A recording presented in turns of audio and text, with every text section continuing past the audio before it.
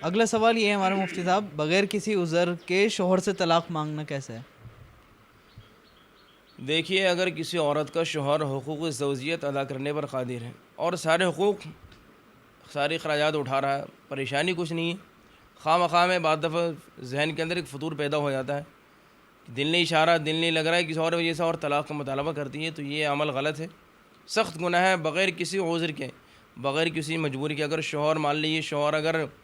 مار رہا، پیٹ رہا، ظلم و زیادتی کر رہا ہے، یا خرچے نہیں دے رہا، یا اسے بیوی کو اس کا حق نہیں دے رہا، تو بات سمجھ میں آتی ہے، لیکن خواہ مخواہ میں کوئی بات نہیں اور زبردستی طلاق کا مطالبہ کرنا، یہ تو بہت بڑا گناہ ہے۔ یہ عورت گنہگار عورت ہے، اور اللہ کے رسول صلی اللہ علیہ وسلم کی حدیث ہے کہ جو عورت بغیر کسی شرعی عذر کے اپنے شوہر سے طلاق کا مطالبہ کرے، وہ جنت کی خوشبو سے محروم ہو جائے گی۔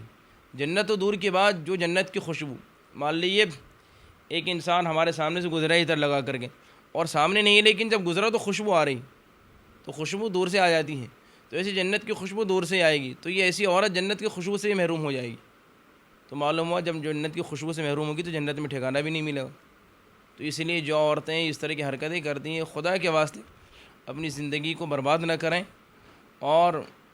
بغیر کسی شرعی عذر کے، بغیر کسی مجبوری کے طلاق کا مطالبہ کرنا کسی بھی صورت میں جائز نہیں ہے۔ مفتی صاحب ہمارا اگلا سوال یہ ہے، طلاق دینے کا صحیح طریقہ؟ ہاں دیکھیے، یہ ہو سکتا ہے کچھ لوگ، یہ جن کا سوال ہے وہ تو ٹھیک ہے، لیکن بعض لوگ ایسے بھی کہ بھئی یہ طلاق دینے کا طریقہ سکھلا رہے ہیں، تو ان کا اعتراض ہو سکتا ہے طلاق دینے کے۔ دیکھیے، اسلام نے ہمیں ہر چیز کا طریقہ سکھلایا ہے، ہمارا مذہب بڑا پیارا مذہب ہے، اور اللہ کے رسول صلی اللہ علیہ وسلم دنیا میں اسی لیے آئے تھے کہ ہم انسانوں کو انسانیت کی تعلیم دے، ہر ایک چیز سکھائے، ہر چیز، کھانے کا طریقہ، پینے کا طریقہ، سونے کا، اٹھنے بیٹھنے لیٹنے کا طریقہ۔ اسلام نے ہمیں کہیں بھی بے یار و مددگار تنہا نہیں چھوڑا ہے، ہر چیز کے اندر۔ اسلام ہمیں نکاح کرنے کا طریقہ بھی سکھلاتا ہے کہ ہم نکاح کیسے کریں، اپنی شادی کیسے کریں، بیاہ کیسے کریں، بیوی کے ساتھ ہم کیسے رہیں، یہ بھی سکھلاتا ہے۔ تو ایسے ہی یہ طلاق، عام طور سے ذہن میں بات ہے کہ طلاق دیکھو گھٹیا عمل اور سکھلا رہا ہے، لیکن واقعتاً طلاق ناپسندیدہ عمل ہے۔ جتنی بھی چیزیں حلال ہیں، ان حلال چیزوں میں اللہ تبارک و تعالیٰ کے نزدیک سب سے ناپسندیدہ چیز طلاق حلال ہے، لیکن مجبوری کے درجے میں ناپسندیدہ چیز ہے۔ اللہ تبارک و تعالیٰ کو اس عمل پر بڑا غصہ آتا ہے، سخت ناپسند عمل ہے، لیکن مجبوری کے درجے میں طلاق جائز ہے۔ مجبوری کے درجے میں کیا، مان لیجیے کہ بیوی ناشزہ ہو، نافرمان ہو، اور جو ہے اور بھی بہت ساری بات ہے، کیریکٹر کے اعتبار سے ہو، یا آپس میں نباہ نہیں ہو پا رہا ہو، تو مجبوری کے درجے میں، آخری درجے میں جب نباہ ہونے کی کوئی شکل نہ ہو، جب طلاق دیں، تو طلاق دینے کا اچھا طریقہ یہ ہے کہ آپ طلاق ان دنوں میں طلاق دیں جن دنوں میں، جن ایام میں بیوی سے صحبت نہیں کی ہو، جن مہینوں میں، وہ پاکی کی جو ایام ہیں۔ مان لیجیے ایک عورت کو ابھی حیض آیا، اور حیض آنے کے بعد اب جب وہ عورت پاک ہوئی، تو پاک ہونے کے بعد ان پاکی کے ایام میں اس کا مرد اس عورت سے صحبت نہ کرے، جن ایام میں صحبت نہ کی ہو ان پاکی کے ایام میں، ان ایام میں ایک طلاق دے،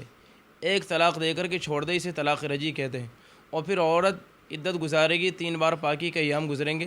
اور 3 بار جب پاکی کے ایام گزر جائیں گے تو خود بخود وہ عورت اس کے نکاح سے نکل جائے گی۔